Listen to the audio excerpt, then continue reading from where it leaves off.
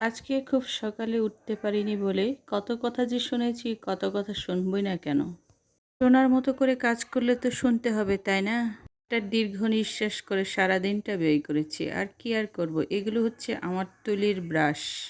ছবি আঁকার ব্রাশগুলো আমি সবসময় যত্ন করে রাখি আর ব্যবহার করার পর আমি সুন্দর করে সাবান দিয়ে ধুয়ে তুলে রাখি। এটাও আমার সুযোগ। আমি আমার কাজ করি। বাকি মহিলাদের মতো করে বাহিরে বসে, বসে কারো গুণগান গাওয়া থেকে নিজের গুণগান বাসায় বসে, বসে শুধু আমি মনে করি না, আমার মতো যারা কিছু করতে চায় তারাই মনে করে। আমি মনে করি। এখন আমার জন্য হচ্ছে খুবই ব্যস্ততার সময়। আর কিভাবে আমি আমার কাজটা কমপ্লিট করব সে বিষয়ে আমি এখন বসে, বসে ভাববো। আমার কাজগুলো আমি আমার মতো করে এগিয়ে নিয়ে যাব একটু, একটু করে। এই তো সে কতদিন আগে মাত্র একটাও ভিউ ছিল না, এখন টুকটুক করে আমার ভিডিওগুলোতে অল্প অল্প করে ভিউ চলে আসছে, কত ভালো লাগে। টুকের জন্য বাবা সেদিন মাত্র নিয়ে আসছিল, ওর দিদি বলছে যে আজকেই পড়ায়। আমি বললাম যে প্রতিদিনের মতো খেলাধুলা করলে এটা না পড়িয়ে এক বাহিরে যখন যাবে তখন শুধু পড়াবে, তখন অনেক সুন্দর লাগবে। এখন পড়ালে না শুধু ধুলো বালি আর কিছু দাগ ধুপ বা কত কিছু পড়ে যাবে, ময়লা হবে। বললাম, না মা, এখন পুড়িও না, এখন যত্ন করে রেখে দাও, যখন কোথাও ঘুরতে যাবে তখন, আর কোলে কোলে যখন নিয়ে ঘোরাবে তখন এই পরিষ্কার কাপড়টা পরাইও, কারণ এখন তো সে ধুলোবালু অনেক কিছু খেলবে, তাই খুব সুন্দর করে যত্ন করে রেখে দিয়েছে বক্সের ভিতর। ওরও একটা নিজস্ব একটা বক্স আছে, শুধু ওর জামা কাপড়ই থাকে, সবার আলাদা আলাদা আছে, ওরটাও আছে। সবার জন্য আলাদা করে বক্সে করে সবার কাপড় চোপড় রাখলে হয় কি সুবিধে হয়, যে যার মতো করে অল্পতেই খুঁজে পাওয়া যায়। তা না হলে সবার একসাথে রাখলে এতটাই মুশকিল হয় যে খুঁজে পাওয়া যায় না। সবার একসাথে রাখলে হয় কি ছোট ছোট কাপড় চোপড় খুঁজে পাওয়া খুবই মুশকিল হয়ে যায়, যার কারণে আমি সবারটাই আলাদা আলাদা করে আলাদা বক্সে করে কিংবা আলাদা বাক্স করে রেখে দিয়েছি। এটা হচ্ছে আমার টুকটুকি যখন ঘুম থেকে উঠেছিল তখনকার ভিডিও, সেই তখন করেছিলাম। ঘুম থেকে উঠে একটা ন্যাকামো করে, এই আর কি, কোলে কোলে থাকতে চাই, দিদির কোলে একবার, একবার হচ্ছে মার কোলে। ভিডিওতে তো অনেক দেখেছি আমার টুকটুকি সেদিন না কত ছোট ছিল, এখন কোলে কোলে হেঁটে বেড়ায়, দৌড়ে বেড়ায়, কত ভালো লাগে। তাই আমার খুব ভালো, কারণ আমার জীবনের সর্বোচ্চ। দেখি তো মা, তোমার মাথায় কিছু আছে কিনা, পাকা চুল কিংবা খুশকি, আরও তো অনেক কিছু উকোনও তো থাকতে পারে, দেখি তুমি একটু দাঁড়াও। নিজের মতো করে কিছু তো খোঁজার চেষ্টা করে। আমি বললাম, কিছু আছে আমার তো মনে হয় না, তুমি তারপরও দেখো।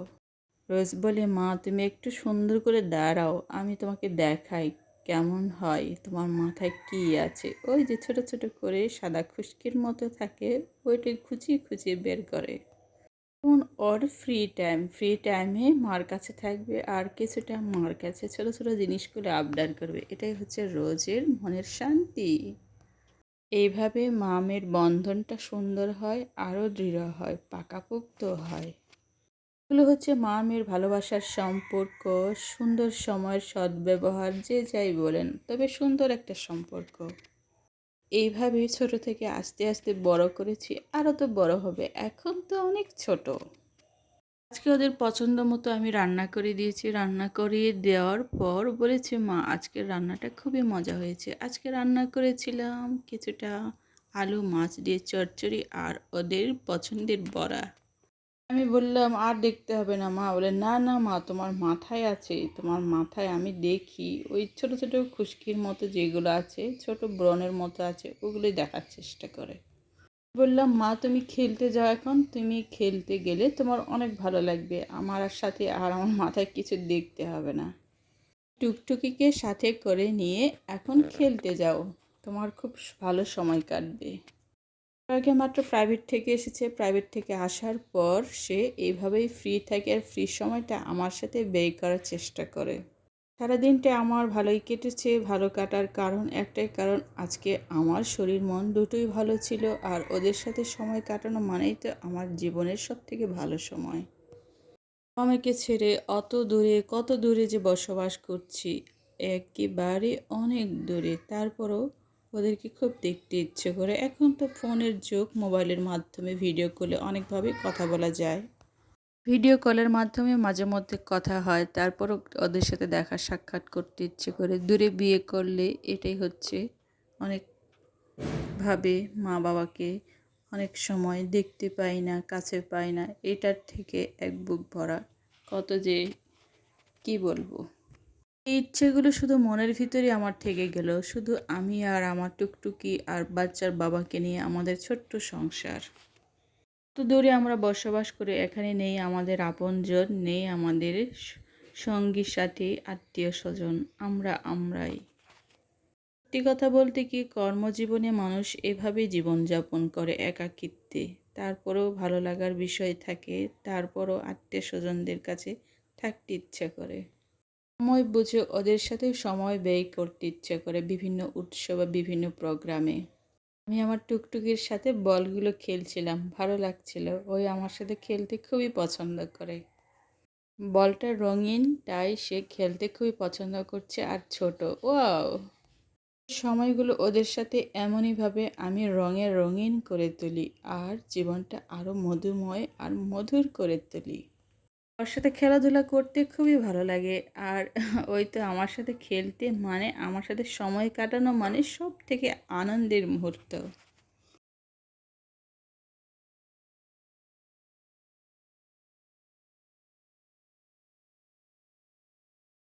দুপুরবেলা ওকে ঘুম পাড়িয়েছিলাম, ঘুম থেকে উঠে এই তো বিকেলবেলা ওর সাথে আমি আমার সময়গুলো ব্যয় করছি। রোজ বলছে, মা মা চলো আমরা একটু বাইরে ঘুরতে যাবো, আজকে কেনাকাটা করব বাইরে গিয়ে। রোজ বলল, ওকে মা, তাহলে আমরা আজকে আর যাচ্ছি না, কালকে যাব। আমি বললাম, ঠিক আছে, ভালো কথা, আজকে আর গেলাম না, তাহলে কালকে আমরা রেডি হয়ে চলে যাব। রোজ এখন বলছে যে, মা মা আমার না খুব খিদে পেয়েছে, কিছু খাবারটা দাও। বললাম, তোমার যেটা খেতে ইচ্ছে করে সেটা বলো, আমি তোমার জন্য রেডি করে দিব, কোনো সমস্যা নেই। টুকিকে ভালো সময় দিতে হয়, ওই কিন্তু অল্পতেই বোঝে যে মা আমার সাথে সময় দিচ্ছে না। কি আমার খুবই অভিমানী, সে অনেক কিছুই বোঝে, যেন বড় মানুষের মতো করে। বলটা অনেক দূর চলে গেছে, সে বলছে যে আমাকে নিয়ে আসতে, সে নিয়ে আসতে আর পারবে না। রোজের বান্ধবীরা রোজকে ডাকতে চলে আসছে যে, রোজ রোজ আসো আমরা খেলবো এখন। রোজ বলল, মা আমি খেলতে যাই, এই তো আশেপাশেই খেলবো। টুকটুকি আমার বলটা খুঁজে পেয়েছে। আমি বললাম, ঠিক আছে যাও, এখানেই খেলাধুলা করো, অন্য কোথাও যাওয়া হবে না। আর যদি যাও টুকটুকিকে সাথে করে নিয়ে যাও, ওইও তোমার সাথে খেলতে পছন্দ করে। এবার হলো তো ওদের যাওয়া, আর ওদের যাওয়াটা সবসময় সুন্দর হয়। আমি মনে করি আমার বাসার সামনেই ওরা নিরাপদে মার সামনেই খেলাধুলা করে। এই তো স্কুল থেকে আসার পর সারাদিনই খেলাধুলা করতাম, একেবারে সন্ধ্যা পর্যন্ত। তাও তো এই শুধু বিকেলে প্রাইভেটটা পরে খেলে। অবশ্য বাবা মা আমার জন্য ছোটবেলায় দুটো প্রাইভেট দুটো স্কুলে পড়িয়েছে, তারপরে কি আর করেছি। আর যাই হোক, খেলাধুলা জীবনে কিছুটা হলেও করতে হয় নাকি, তা না হলে কি ছোটবেলার কথা মনে থাকবে?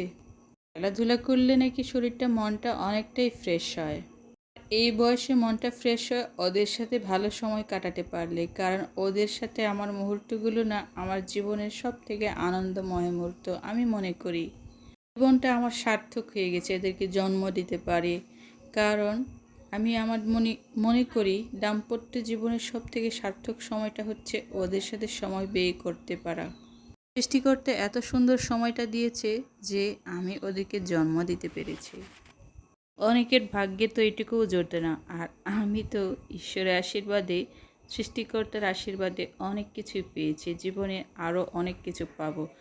আমি মনে করি আমার ভালো সময়টুকুতে নিশ্চয়ই সৃষ্টিকর্তার হাত আছে। এইভাবে আমি আমার জীবনে ছোট ছোট অংশগুলো, ছোট ছোট সময়গুলো আমি অনেক অনুভব করতে পারি। এর থেকে সুন্দর সময়, ভালো সময় নিশ্চয়ই হতে পারে না। আবারও আসছি পরবর্তী ভিডিওতে নতুন নতুন কিছু নিয়ে। আজকে অনেক কিছুই গল্প করলাম। যারা আমার এই ভিডিওগুলো দেখেছেন তাদেরকে আমার পক্ষ থেকে, আমার পরিবারের তরফ থেকে অসংখ্য অসংখ্য ধন্যবাদ। পরবর্তীতে আবার নতুন ব্লগ ভিডিও নিয়ে আপনাদের সামনে অবশ্যই হাজির হব। পরিশেষে শুধু এইটুকু বলতে চাই, যদি আমার ভিডিও আপনাদের ভালো লাগে অবশ্যই লাইক, কমেন্ট আর সাবস্ক্রাইব করতে তো অবশ্যই ভুলবেন না। আমাদের পাশে থাকুন, আমাদের ভিডিও দেখুন, আর ভালো লাগলে অবশ্যই সুন্দর সুন্দর কমেন্ট দিয়ে পাশে থাকুন।